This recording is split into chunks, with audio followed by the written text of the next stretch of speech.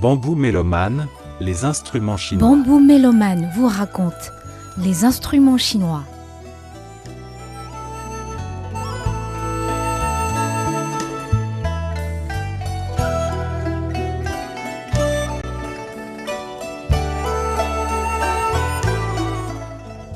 Épisode 1. 古琴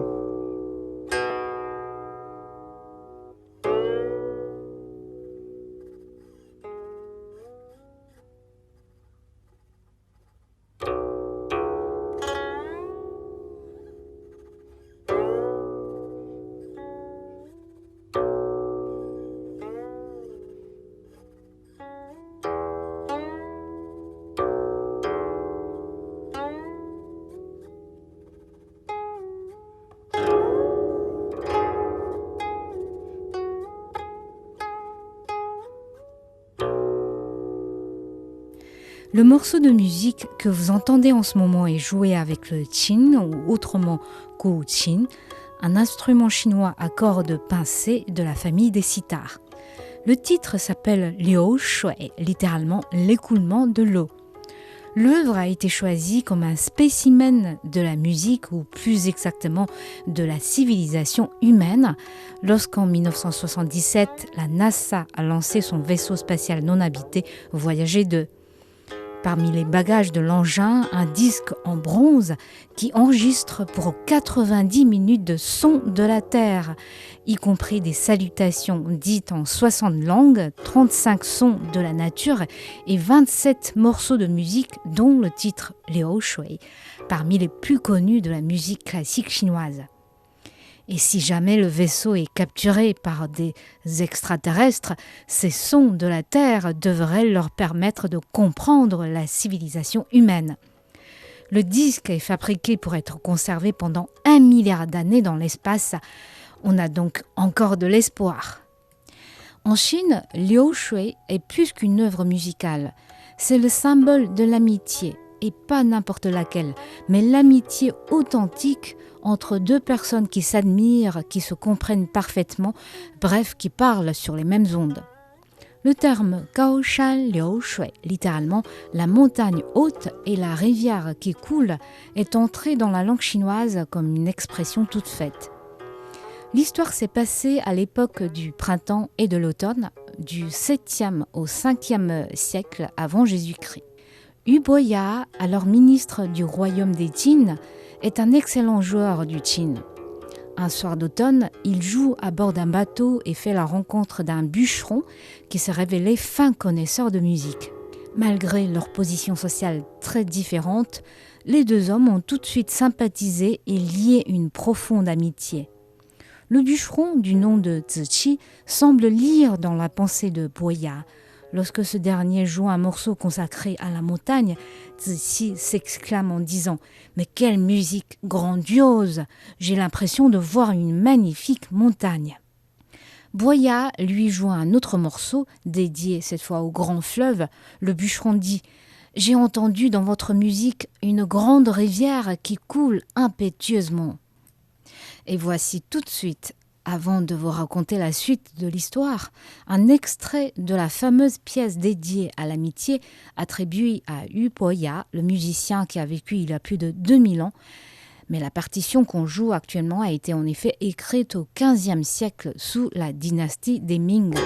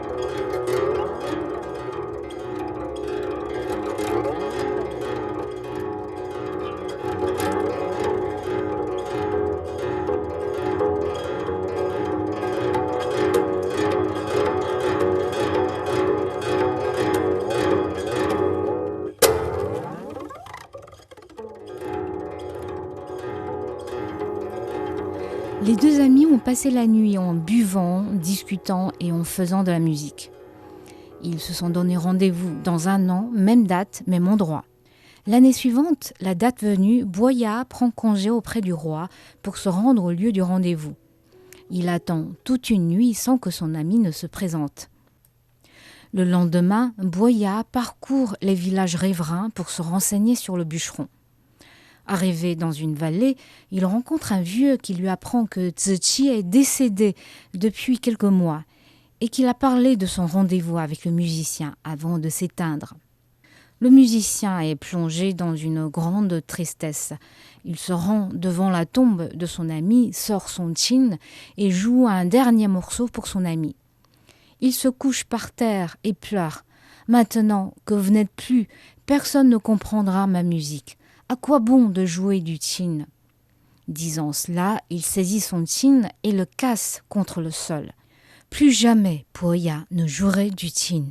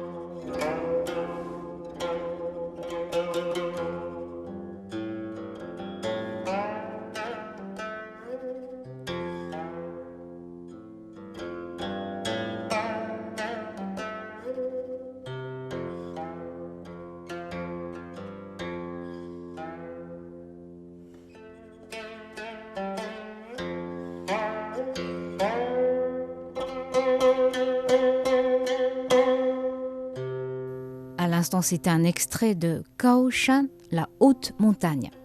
Alors, on dit que le chin a été inventé par Fu Xi, l'ancêtre des Chinois.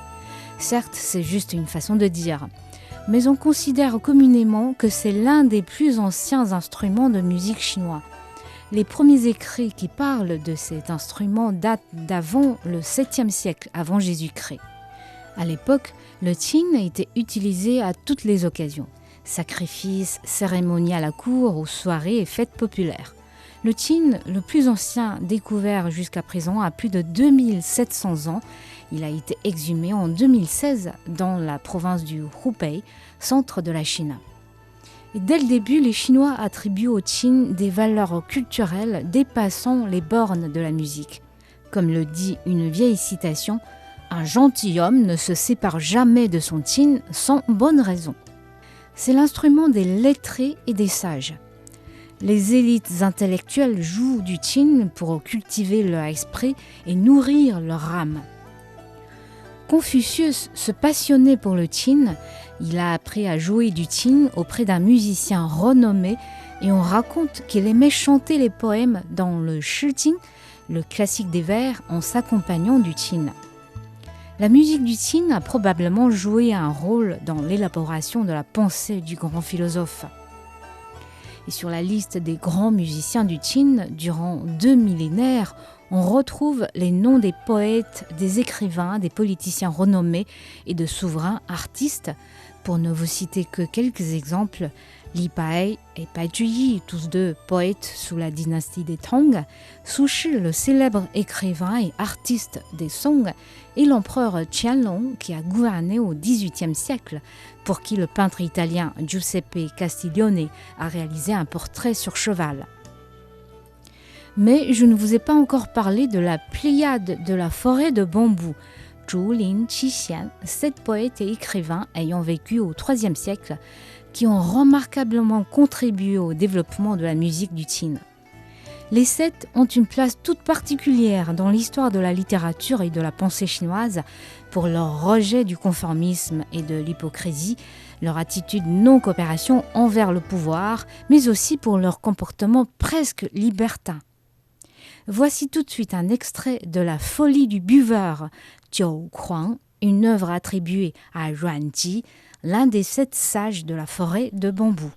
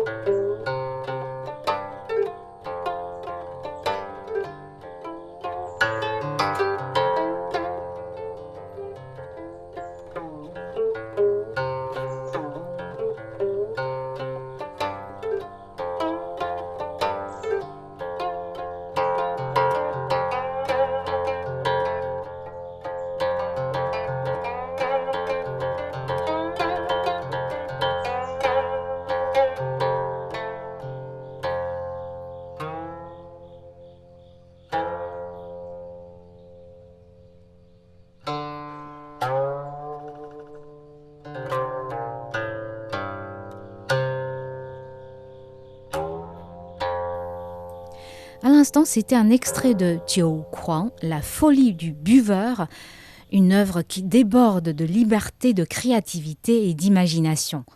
Sous couvert d'ivresse, l'auteur livre sa frustration et son indignation par rapport au climat sociopolitique de l'époque. Le compositeur présumé Yuan Ji servait à la cour, mais ne voulait pas soutenir le général régnant qui usurpait en effet le pouvoir. Il trouvait refuge dans la musique et l'alcool. On dit qu'il s'est saoulé pendant 60 jours pour ne pas avoir à répondre à la proposition de l'usurpateur qui souhaitait épouser sa fille. Une autre figure des 7, Ji Kang, était lui aussi écrivain, penseur et bien sûr musicien. On lui attribue l'un des 10 chefs-d'œuvre du Qin, Guangling San, une très grosse pièce de 45 chapitres consacrée à une histoire de vengeance. La légende raconte que Ji Kang a appris l'œuvre avec un esprit qu'il a écouté jouer du qin dans une nuit de pleine lune et a été touché par sa musique. En l'an 263, piégé par un haut fonctionnaire, Ji Kang a été condamné à mort. Avant de se donner au bourreau, il a demandé qu'on lui donne son qin et a joué pour une dernière fois Guangling San.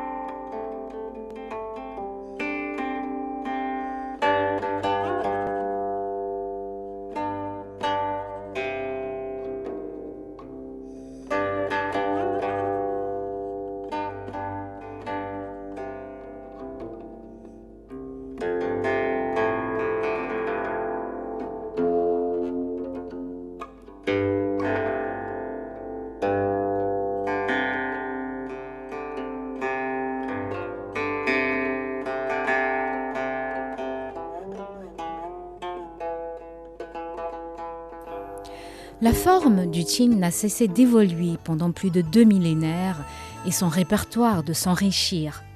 Plus de 3300 titres et quelques 130 partitions nous sont parvenus jusqu'à aujourd'hui. Sous la dynastie des Tang, le qin s'est exporté au Japon et en Corée.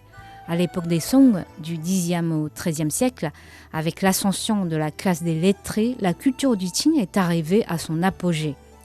Un office spécial a été ouvert pour gérer la fabrication des qins. En l'an 1425, sous la dynastie des Ming, Zhu Quan, fils de l'empereur fondateur, a compilé Shen Qi Mi Pu, littéralement les partitions secrètes, qui rassemblaient 64 pièces du qin. L'ouvrage est le plus ancien recueil des partitions du qin qu'on peut trouver toujours aujourd'hui. Beaucoup de princes des Ming avaient leurs propres ateliers pour fabriquer des qins. Le plus grand appartenait au prince Lu du XVIIe siècle, qui a fabriqué entre 400 et 500 qins. Jusqu'au XIXe siècle, jouer du qin était encore une activité culturelle importante en Chine. À partir de la fin du XIXe siècle, le qin s'est peu à peu retiré de la vie des Chinois en raison des guerres et agitations sociales. En 1950, on a recensé seulement une centaine de personnes dans tout le pays qui jouaient du qin. C'est avec l'avènement du nouveau millénaire que cet ancien instrument retrouvait son rayonnement. Bambou mélomane. L'invité. Pour Yang Chunwei, musicienne spécialiste du qin et docteur en philosophie, le qin est un moyen pour exprimer son concept de monde. 阴阳就发生在我们的所有的生命的所有的对待当中。我们有男女，有阴阳。 Dans ce monde, il y a le yin et le yang, l'homme et la femme, le froid et le chaud, le grand et le petit, la rapidité et la lenteur. Tout est dans la confrontation ou l'entente de ces deux principes. C'est pareil avec la musique du qin. Le son est capté par l'oreille pour atteindre le cœur. Le son produit des effets sur le cœur de l'homme. C'est pour cela qu'on parle de qin dao, la voix du qin ou le dao du qin. Né en 1973 à Zhenjiang, pas loin de Shanghai, Yang Chunwei s'est initié au qin à l'âge de 12 ans. Le qin aurait été son destin. Son père musicien a découvert chez quelqu'un un drôle de tabouret. C'était en effet le corps d'un qin datant de la dynastie des Ming. Le père a racheté la relique pour quelques sous et l'a fait réparer au conservatoire de Shanghai en lui remontant des cordes. Et ce fut le premier qin de Yang Chunwei. Mon père a fait venir son ami, un célèbre musicien, pour qu'il nous joue un morceau de qin. Le son m'a complètement ébahi. Il allait tout droit au cœur. Je n'avais jamais entendu une musique pareille. Durant toutes les années 80 et 90 du siècle dernier, le qin est resté quelque peu aux oubliettes dans une société chinoise qui courait vers l'essor économique. Avec l'avènement du XXIe siècle, les Chinois ont commencé à s'interroger sur leur propre identité culturelle. En 2003, le qin est classé patrimoine immatériel de l'UNESCO. Mais le paysage n'a réellement changé qu'à partir de l'an 2008. La tenue des JO à Beijing a rendu aux Chinois leur fierté d'être eux-mêmes et a contribué à leur volonté à redécouvrir les traditions culturelles. Le qin est revenu sur le devant de la scène, non seulement comme un instrument de musique, mais aussi comme un art de vivre enraciné dans la culture chinoise.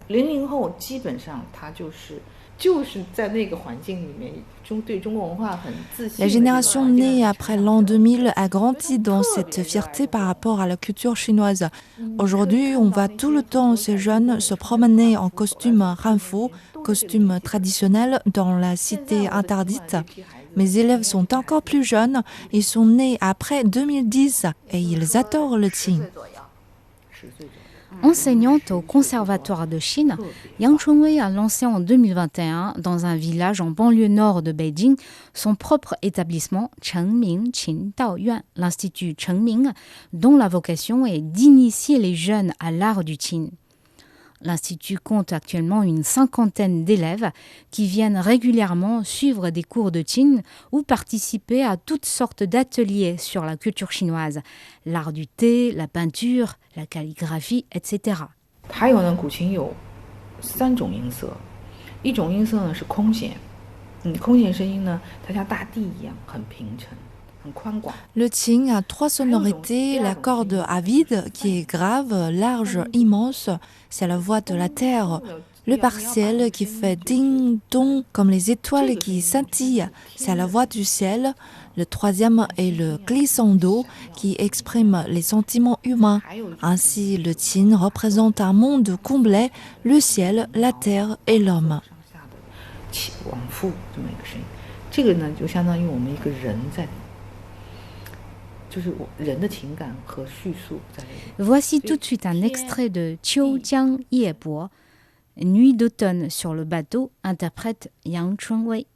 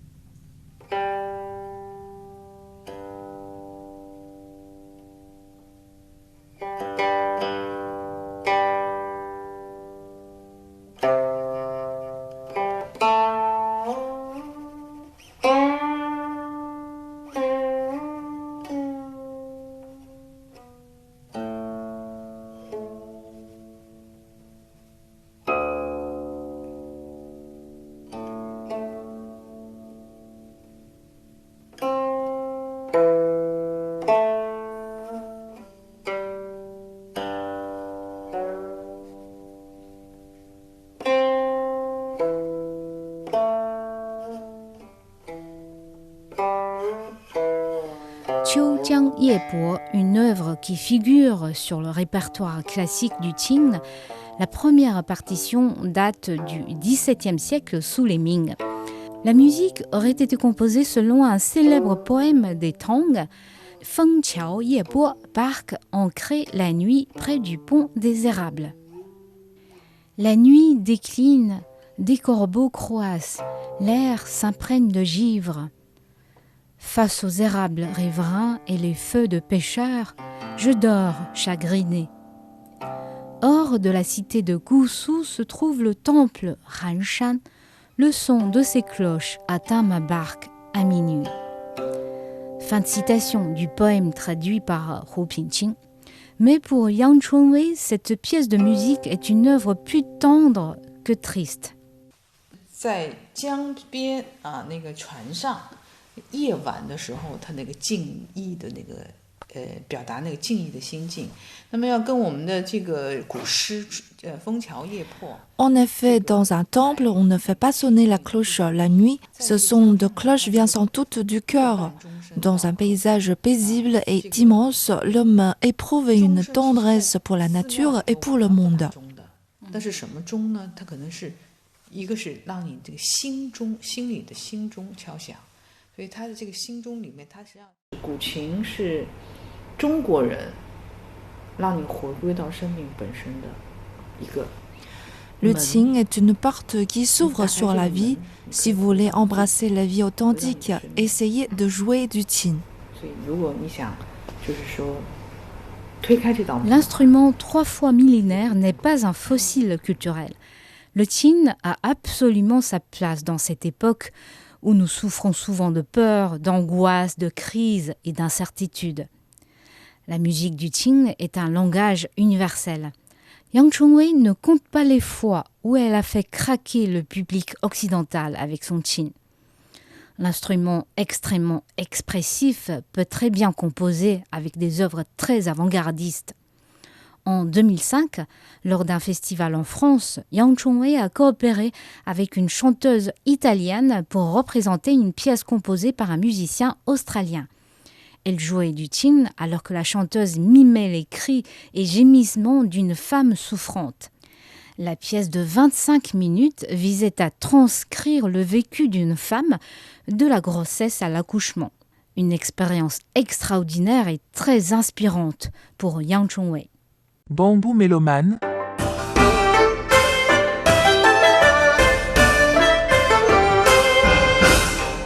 L'Est rencontre l'Ouest. Et pour la dernière partie de ce podcast, une pièce jouée par le qin et le piano. Voici Sérénade de Franz Schubert, interprétée par Sun Haopeng pour le qin et Zhang Kun pour le piano.